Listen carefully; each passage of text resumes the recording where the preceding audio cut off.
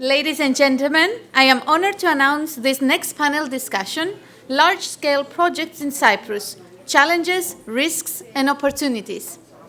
Our experts will cover the government's role in project procurement, permitting, licensing and investor-centric project execution, planning and management. The session will be moderated by Adonis Antoniou, Chairman of RIC Cyprus and Managing Director at Cementi and Associates. Adonis, the stage is yours. Hello, everyone. First of all, thank you to all the attendees. Thank you for your time. We are honored to have with us a distinguished group of experts. They are leading technocrats in their field, and our panel will be on large-scale projects here in Cyprus, and by definition, large-scale should be the ones of strategic importance to Cyprus as a whole. We will go into some definition in a minute. I would also like to congratulate the Realtion team and the organizers for this event. It's a much-needed event, and it shows from the attendees. So we hope and expect that this will be one of many, not just this year. I would like to give the floor to the panelists, and I think each of you should just introduce yourselves. From my side, I just want to thank you for accepting my invitation, and I'm looking forward to your insights. So, thank you, Adonis. Thank you also to the organizers for the invitation. I hope this is the first of many to come. It's an excellent organization. My name is Philippos Katranis. I work for the Treasury of the Republic of Cyprus, and I am head of the Public Procurement Directorate.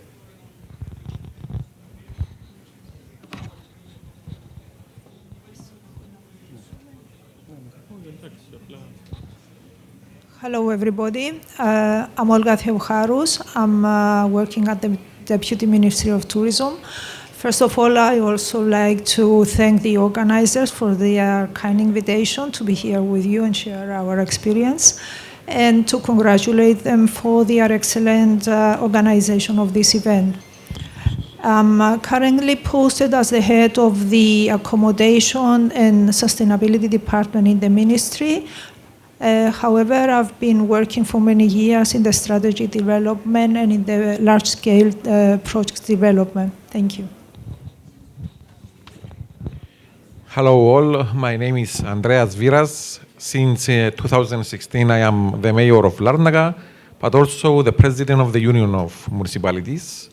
So as a mayor and also as president of the Union of the Municipalities, all the time we are working with the new laws about licensing, about large-scale projects, and how local authorities can help the investments, and how can we make all our lives easier through bureaucracy and through new technologies and new laws that will help to make investment in Cyprus much more easily. And we are going to have time later to say a few things. Thank you very much.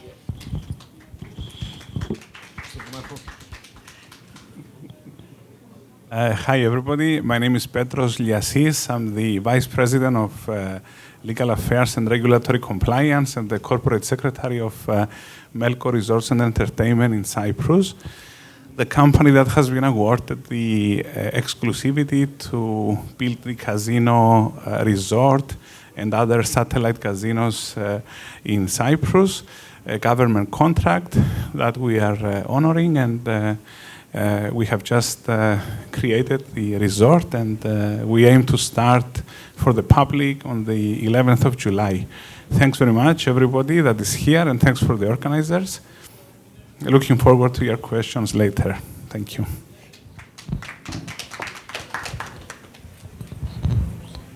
Hello. Hi, I'm Panos Alexandrou. I'm the founder and visionary behind the Larnaca redevelopment, Port and Marina redevelopment project.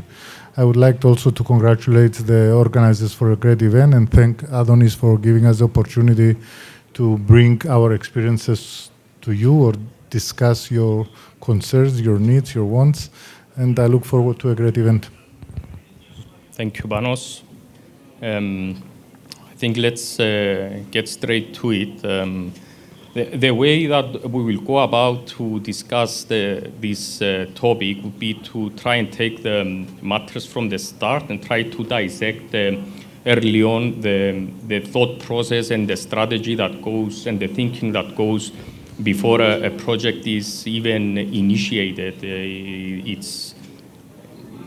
It's very important to understand the behind the scenes, even before planning or building permit stages. So for that reason, I would like to start with Mr. Katranis. As the head of public procurement, you obviously know the ins and outs of the procedures required to procure a large project. What would you say are the key factors required to initiate and successfully complete a project of this magnitude? Thank you, Adonis.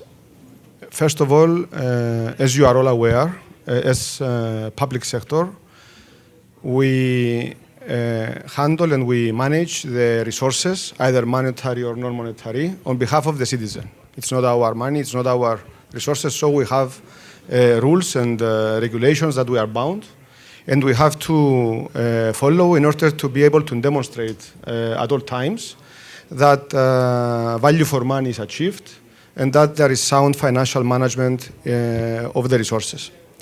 Now, coming to the large-scale projects, we have to distinguish between three discrete types of projects. The first one has to do with public projects that are owned by the government, procured in the normal procedures, in order to develop something that will satisfy the needs of the government. And these kind of projects are public works projects. On the second category, we have the public-private partnership projects, where risks and rewards are shared. We have investors, and we are basically a partner to an investor in order to operate, like in the airport or the port, is the contracts that we have as an example. And the third type of projects are projects where we either license land or we give licenses to operators, like the integrated casino resort or a marina project that are the investor is undertaking all the risks and rewards in the project. So having said that, it is important to stress that in all three types of projects, in order to have a successful process, you need to be transparent, treat fairly and equally all interested participants, and create an opportunity that will be attractive to the investors. So our task is to prepare the ground, make it a fertile ground in order to be attractive for someone that will invest and see the opportunity and the potential. So in order to do that, we need to combine the necessary skills to be able to source the market, be able to consult with the market, display the opportunity, and be able to listen and discuss to find what kind of risks are involved in the process, try to understand what the investors want, and how can we articulate a proposal or let's say a competition that will share the risks to the party that can be a better manager for those risks, which is critical in order to have a successful project. At this stage, at the preparation stage, it is the point where the history of the project is written. So a project well prepared is a project that will most likely succeed. A project that is either stressed or not mature enough to hit the market, the risk is that it will either never materialize or will not attract interest from investors. Thank you. If I may add, from your personal experience, both pre-contract and post-contract, during procuring the integrated casino resort early on from and post-contract through your involvement in the monitoring phase. You've gone through the whole cycle. What would you identify as the three major risks you have encountered, and what are your suggestions if they're for mitigating? Okay, it was a big project that we didn't have any experience of in Cyprus at the time. The key is that we are good in managing projects and designing projects and procuring projects that are simple and like public works projects. So all our framework and all our, let's say, mindset and way of working is based on this kind of projects. So as new dimensions enter the projects and the scale increases, the challenges also increase.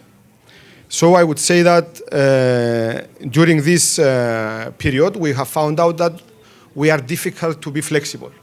We are difficult to adjust not in minor changes in the market, but rather in changes that are abnormal, like the COVID period, or the period where we had the increase of the material and the difficulty in sourcing or acquiring material for constructions. So the issue here is that as public sector, through our restrictions and our limited tools and margins, we need to find a way to be more flexible and better adjustable, more adjustable when being partners to these projects or when involved in these kind of projects, because our behavior determines also the ease and the way the investors are progressing with their works. So this is one thing to keep. And many times when we address the market, we are tempted to describe from our knowledge the way the project should run, the way the project should be designed. So we have found out, not only through this project, but also through our exposure in many projects that happen in Cyprus, it is better to leave the investors design their own projects, their own way of doing things, because they know the market better. They will understand better where they should invest and how. And by allowing them maneuver space in order to be able to design something that better suits their purpose, it's much more likely that you get attention and interest in the projects.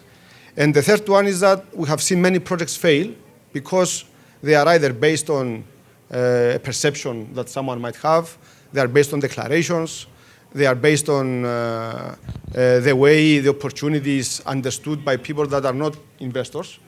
So the expectations rise and the project is killed before hitting the market. So it is very important that you create a competitive environment, a clear opportunity, and if the project, if the opportunity is real, then it will find its way through the investment to materialize in a successful project. Okay, and very quickly, how important would you say is the intra-governmental communication in achieving or having a successful project? I would say that communication is critical. We have been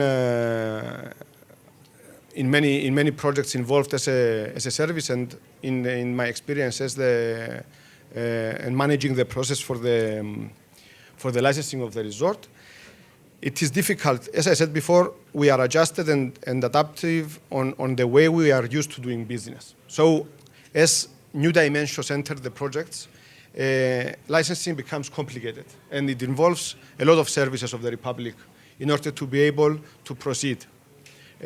From my personal experience, when we had this, and I have realized that the wide spectrum of people that had to be involved and services that had to be consulted in order to obtain the relevant licenses, what we did, and it was actually a game changer, we have brought in all the people from each service in common discussions so that we start discussing things, we give people the chance to see other perspectives on an issue, understand the big picture of a project, instead of being limited on each one giving their opinions or their assessments on their own specific elements. So this is something that helped the project a lot. It gave a lot of speed to the procedures, and it helped the people give solutions outside the box, within the boundaries of the law, but generate ideas, generate solutions that would serve the purpose, which was to license a big project that everybody had something to say on. And when you bring people together, it's much easier to bring solutions, as opposed to when you have them each one isolated and the sequential progress of things, which creates difficulties, delays, and cost to the investors. So the suggestion closing this area is that the government, and it is actually something that is currently pursued by the government, to create a pool of experts that could manage projects like this horizontally. So through volume and through their exposure with these projects, they will develop expertise and capabilities to manage and assist investors in concluding their projects. Thank you, Mr. Katranis. I would like to follow on with Mayor Viras.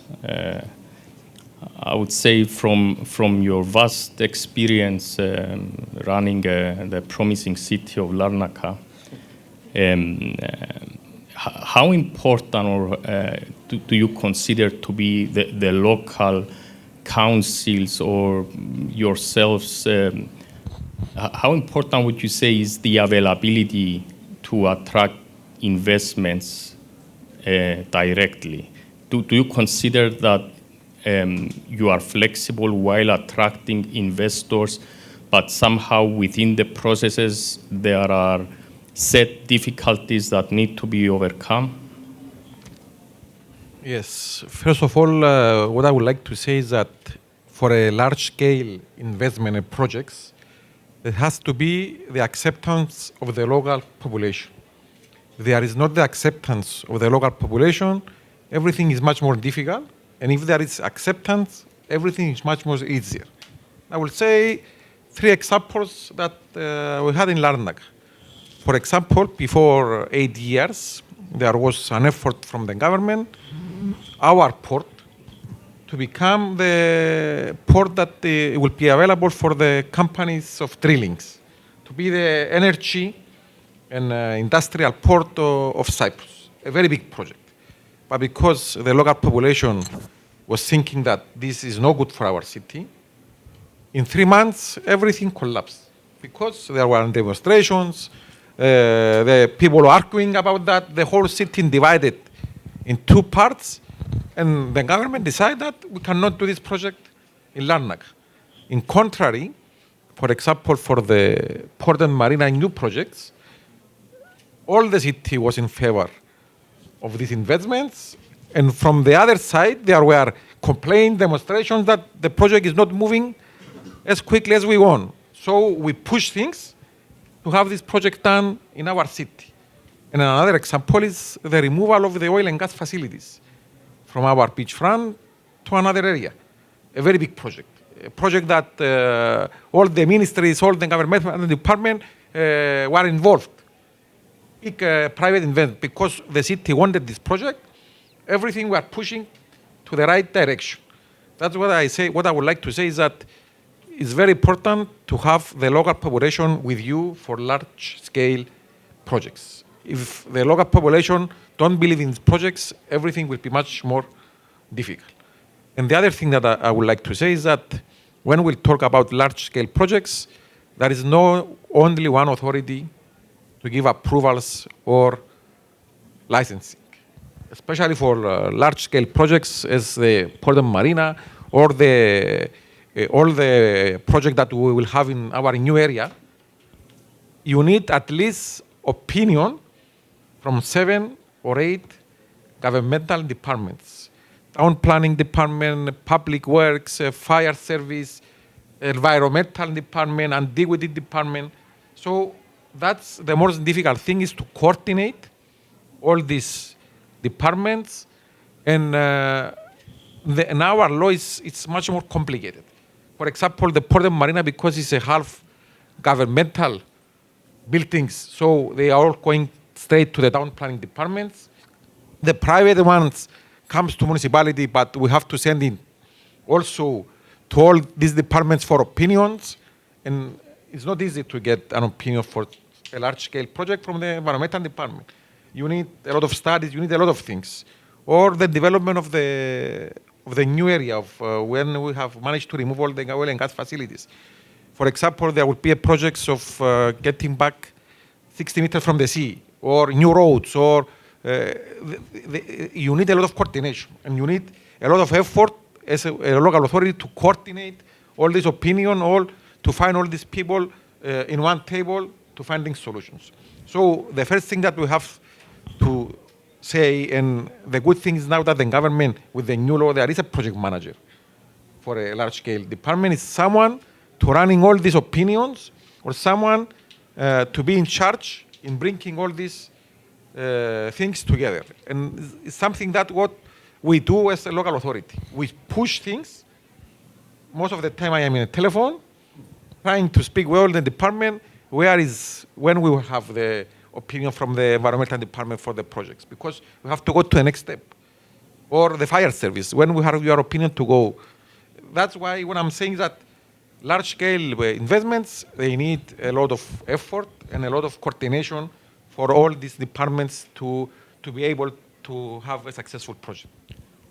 Would you consider that maybe there is a flaw in the process that causes certain delays, and that maybe a solution either for planning or building permit procedures needs to be streamlined, be impartial and direct, easy to follow, so that the investors have also a better understanding? And would you consider that just by increasing the technical staff in these departments would ensure the speediness of these permits, of these procedures? Or would you suggest that it's a completely new way of thinking that needs to be established, that is only in relation to large-scale projects?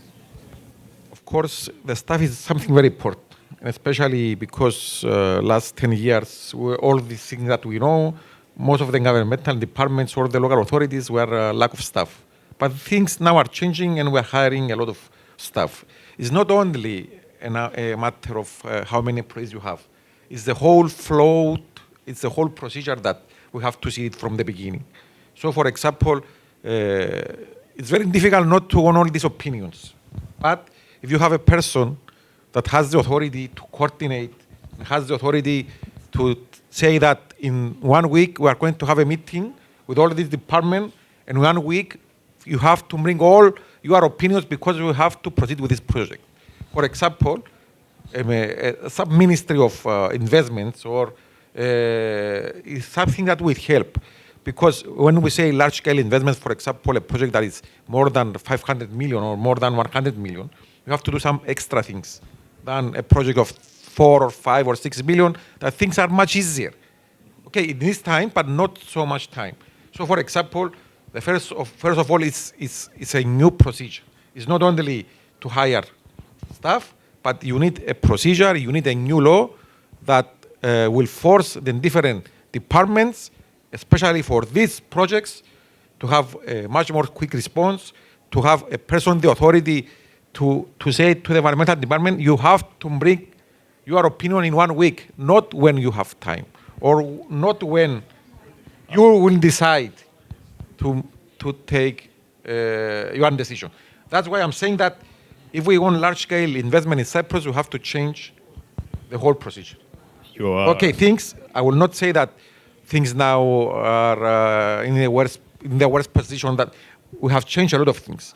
There are a lot of new ways of doing project, and I'm sure that the rest of the speakers, because they have the experience in practice, they will say that things are changing, but we have to do much more things in order to go to the point that we want.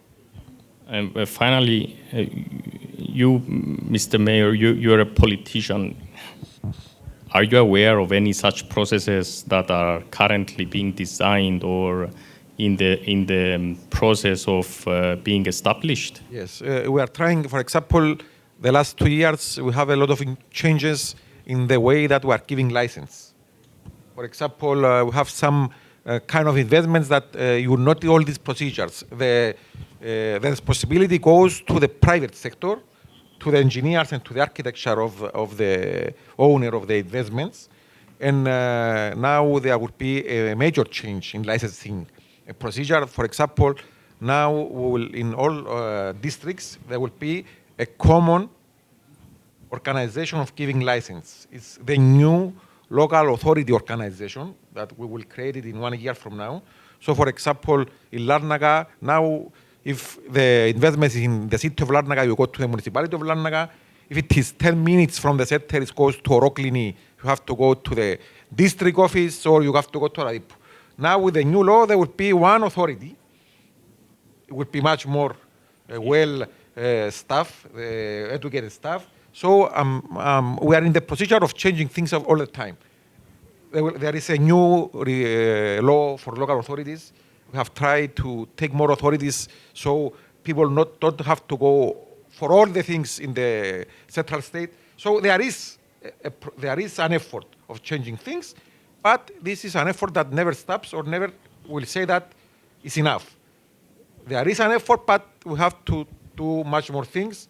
And we hope that with the new government, we will try to find the solutions in attracting large-scale investment. Thank you. Thank you, Mr. Viras. I think we would like to proceed with Mrs. Olga Theocharous from the Ministry of Tourism. I would like to ask, what are the considerations that are made by the Deputy Ministry to attract these large-scale projects, and how do these dictate the strategy, the strategic design that affect the touristic product of Cyprus? Well, my intervention will be more light than the one, less technical than my colleagues who have already made their intervention. It will be a more touristic, a more light, and also based on the fact that the Deputy Ministry is a new one, and we stepped into the development of the large-scale tourist projects just 4 years ago.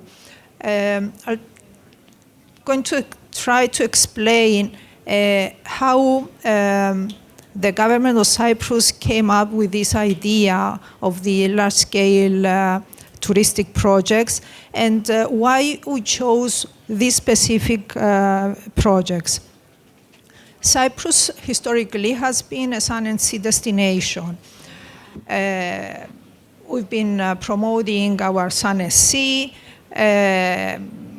sandy beaches, the hotels by the beach, and nothing more.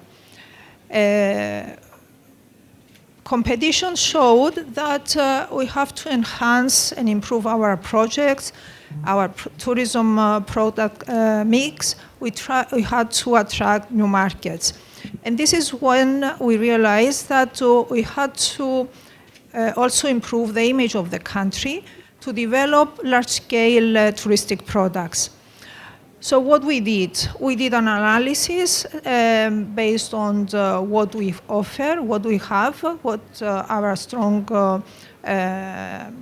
products and our strengths are in Cyprus with regards to the tourist products, as well as what are the current market trends. And what is actually easy for us, what is more easy for us to develop with the limited allocation of resources, bearing in mind that Cyprus is a small island with limited resources, not only financial, but in terms of manpower, physical and natural resources.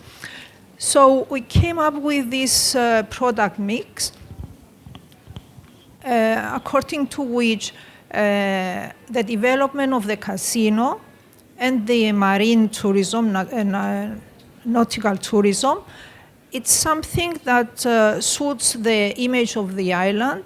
It was easy to develop, And there was no much resistance from the local population, as the mayor said, especially with regards to the development of nautical tourism.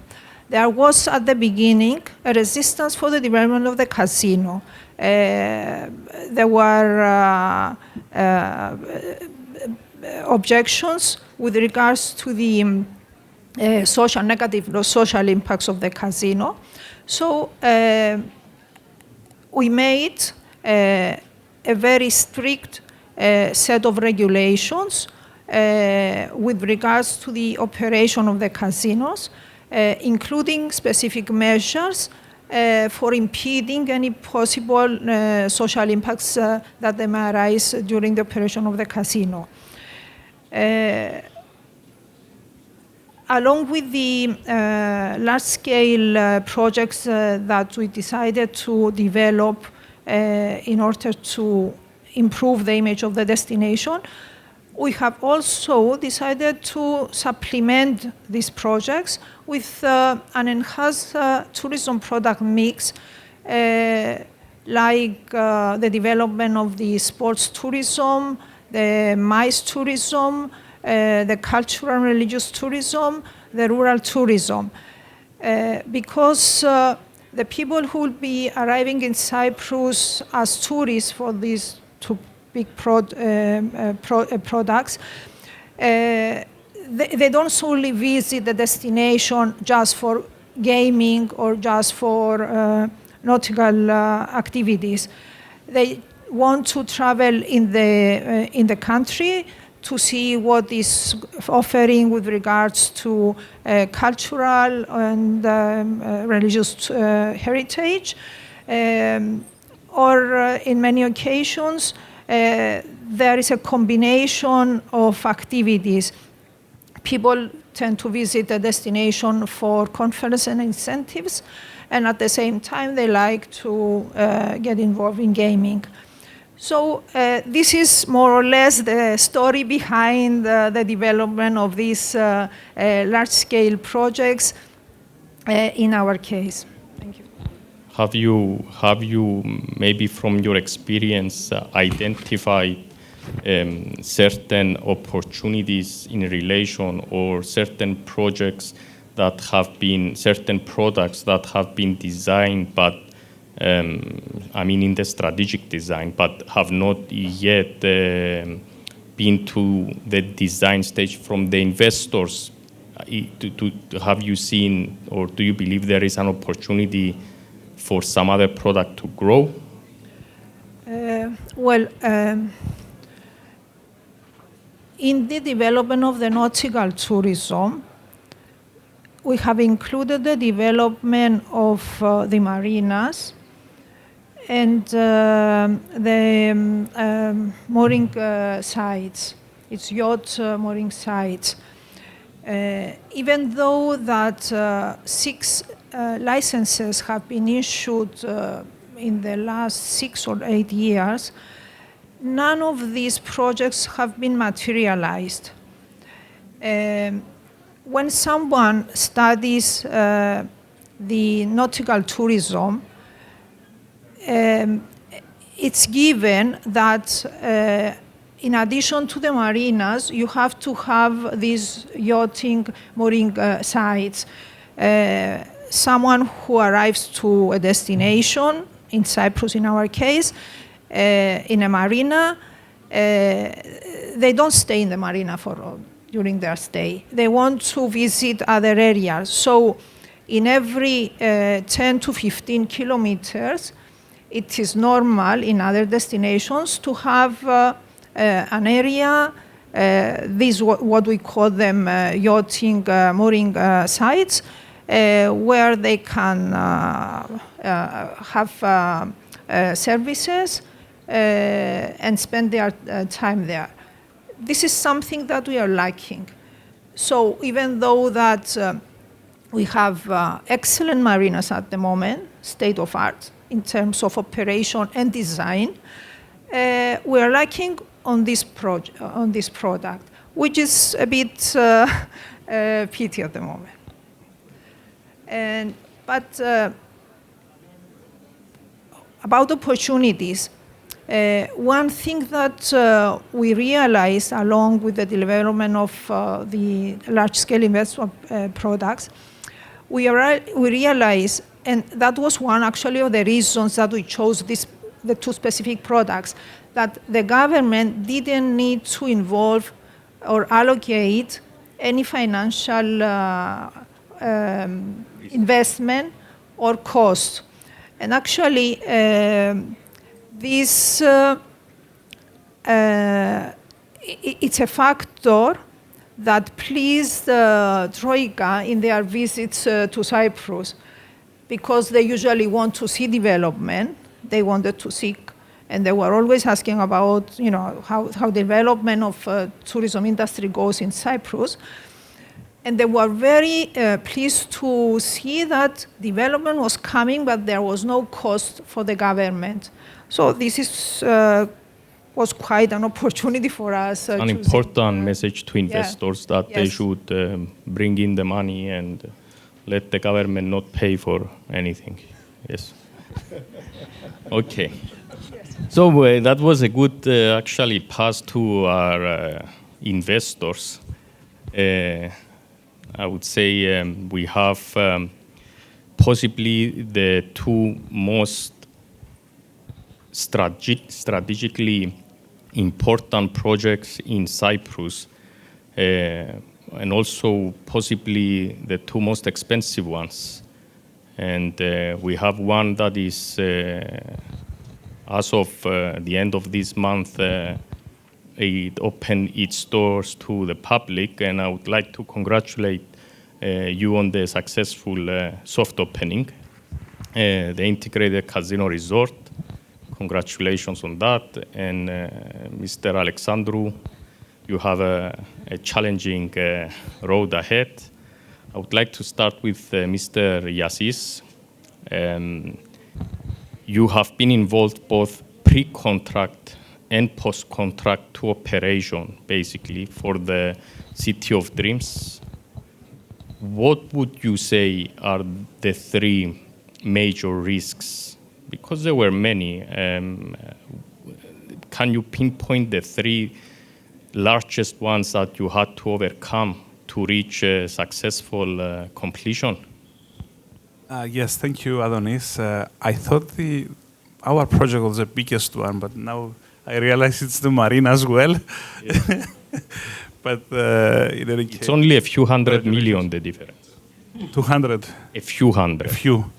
Yes, so we accept that. So yes, you can help us. Yes, you can help us. For sure, we can help each other. Actually, a point to be made is that, yes, of course, as previous speakers mentioned, the casino shouldn't be the only tourist product. It should be a combination of products. And that's part of the risk here, to have a comprehensive tourism policy, one that has been discussed for years.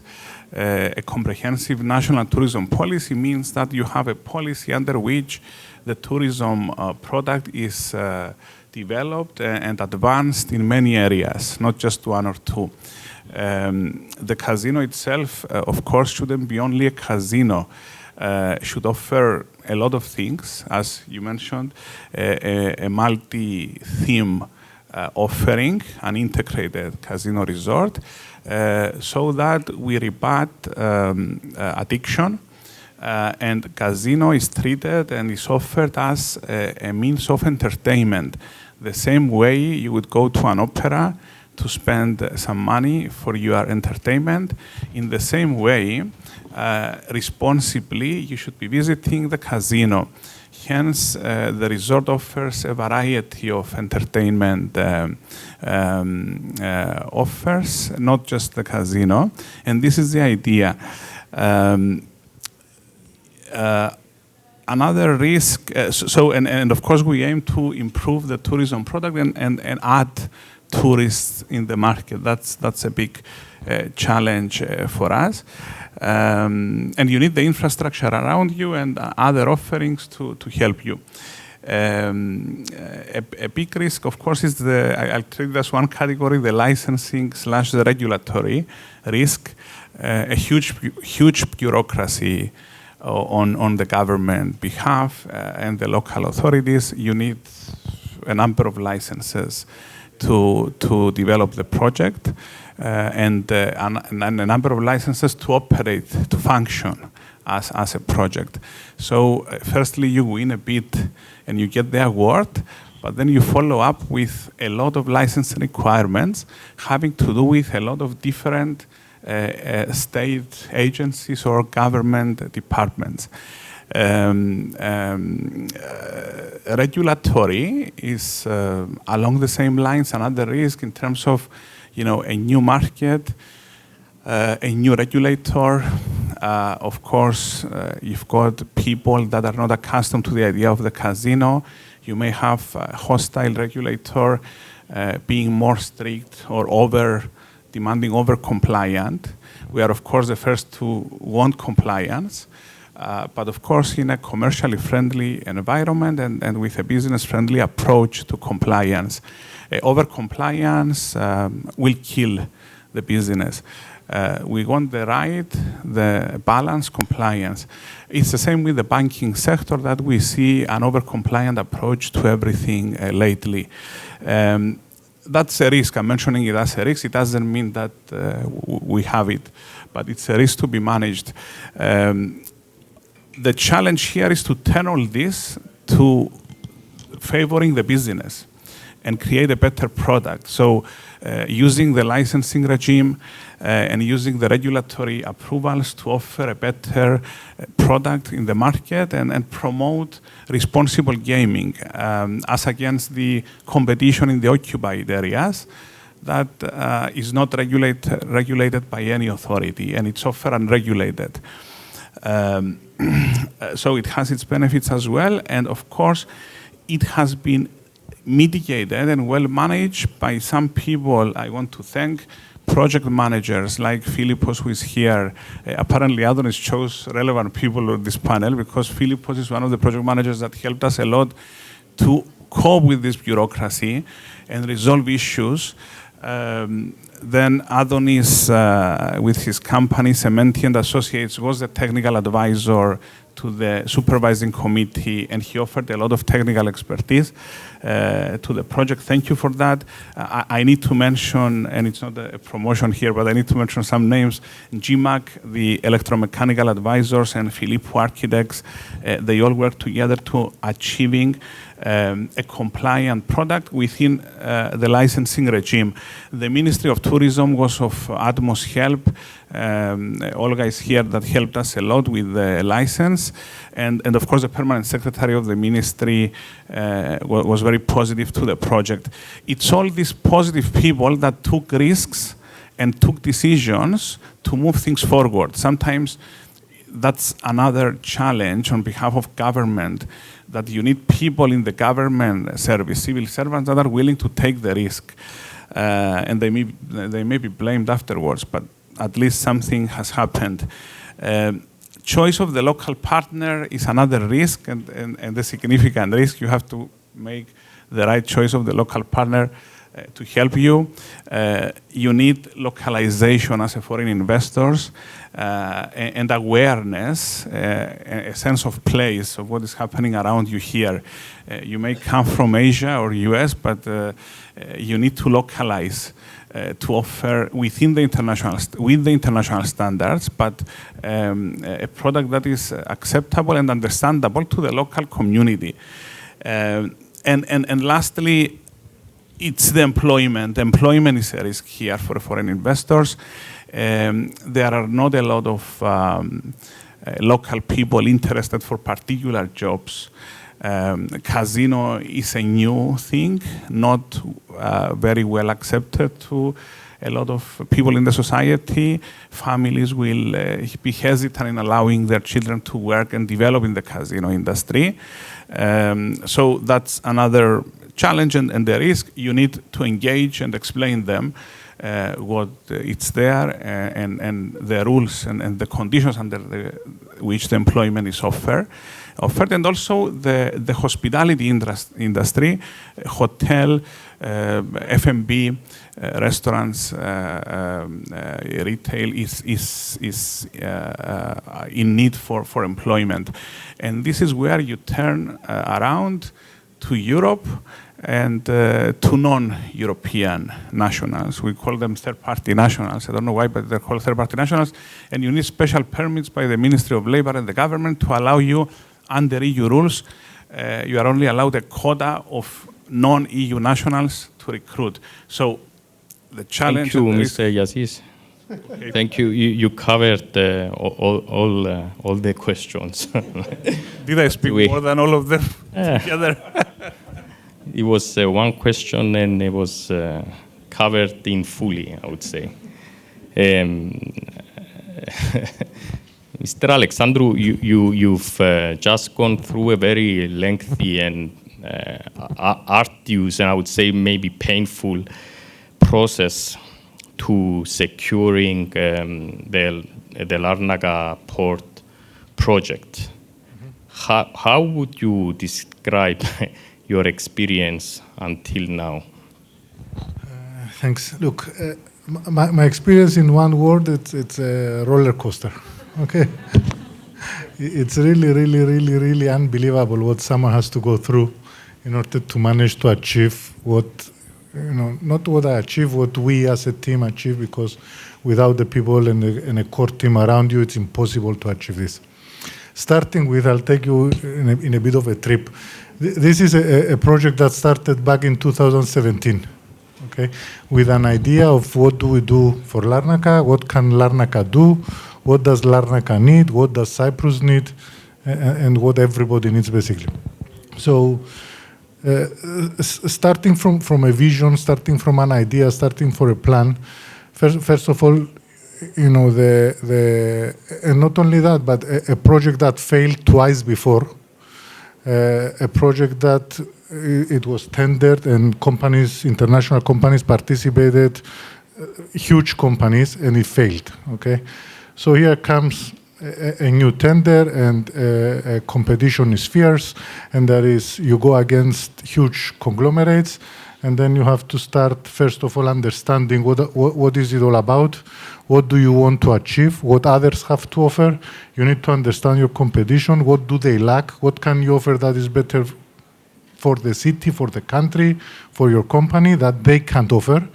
And then how do you convince the people and the government that you are the best one, although you don't have as much money as the other, although maybe you don't have as much expertise as the other, why will you succeed and the others will not?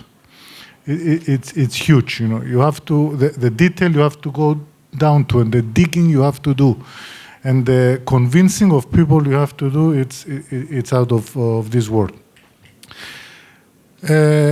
Process-wise, the agony, the anticipation, the challenges you have to go through, again, huge. You are getting into something, you don't know where will it lead you. Everybody thinks you are crazy. Everybody think maybe you are an idiot. Maybe you have money to spend. Maybe you have money to waste, and you have a lot of time and energy to throw away. It's not the case. Okay, when you enter into something like this, you need to have a long-term vision, a 20, 30, 40-year vision. You need to understand who are you going to affect, who are you going to touch.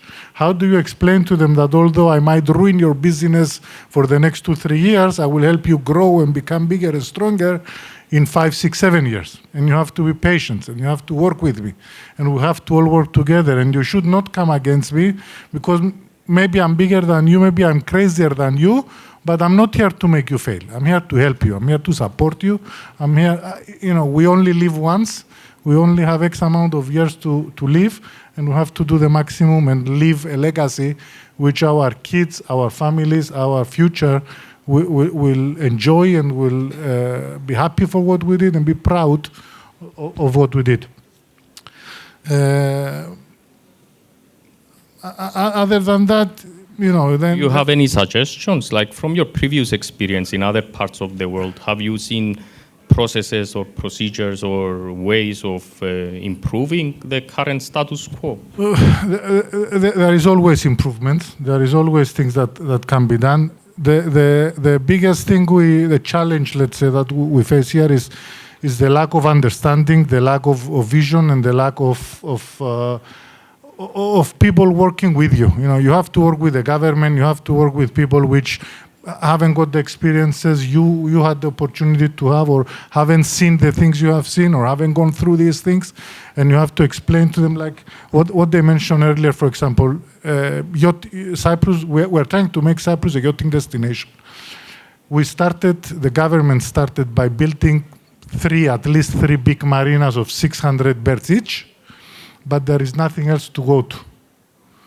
So maybe isn't it wise for anybody to think, let's create the infrastructure for people to stop on the way between one marina to the other, and let's start with 200 berth marinas, and then we'll have the opportunity to grow to 600 or 1,000 when the business come in.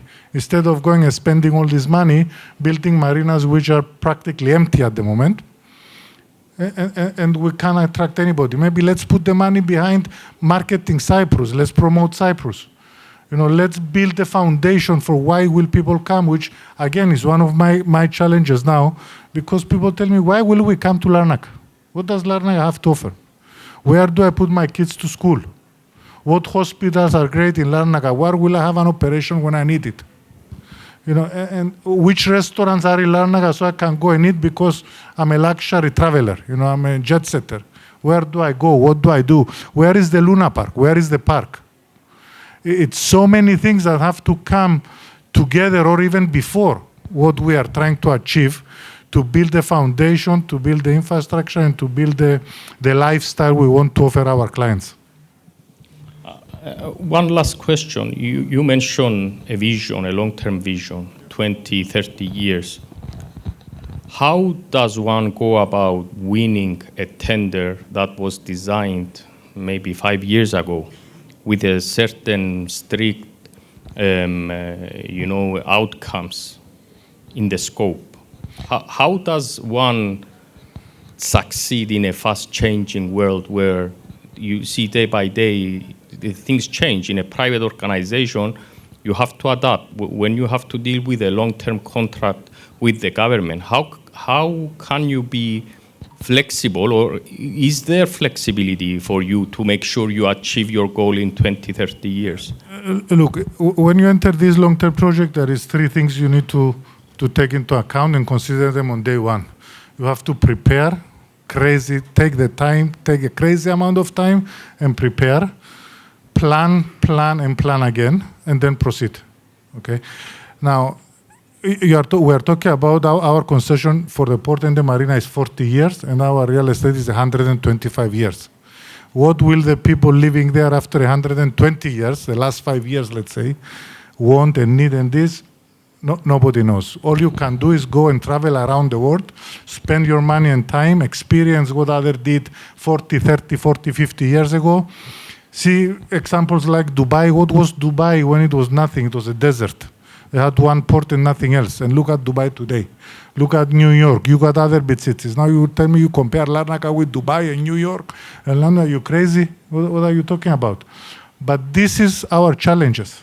You know, the challenge is not taking clients from Limassol or from Nicosia or from Paphos and bring them to Larnaca. It's to go out to the world, promote Cyprus to the world, because this is my market, and then bring them to us. Now, when it comes to flexibility, there is flexibility. Thanks God, when we started this tender and negotiated the contract with the government, the people on the other side of the table, we were extremely lucky, or I don't know how can I describe it, but they understood. They understood the risk, they understood the opportunities, they understood the needs for such a project to succeed. We change a lot of things. They work with us. They stand hand in hand with us, not only at the top government level, but also the support we have from the municipality, the support we have from the people on the ground is huge. It is a challenge as it is to try and explain to the people, like users of the marina, users of the port, restaurateurs, shop owners, people driving in Larnaca, what are we going to do and how is this going to affect them? But at least we have some core support, which is extremely crucial. And there is flexibility. And one of the things that I have to mention here is the fact that we have a timetable, which is not only includes obligations from our side, but obligations from the government side to deliver permits, licenses, and a lot of other things in order for this project to move ahead. So good luck with that. There is a lot. I would say thank you and good luck to both of you on your success means success for the whole of Cyprus, to be honest, and we really wish you the best. And to the three technocrats, thank you very much for your insights. If there would be any questions from the attendees, we would gladly take them. It's lunchtime, so we get it. Thank you very much. Thank you, everyone.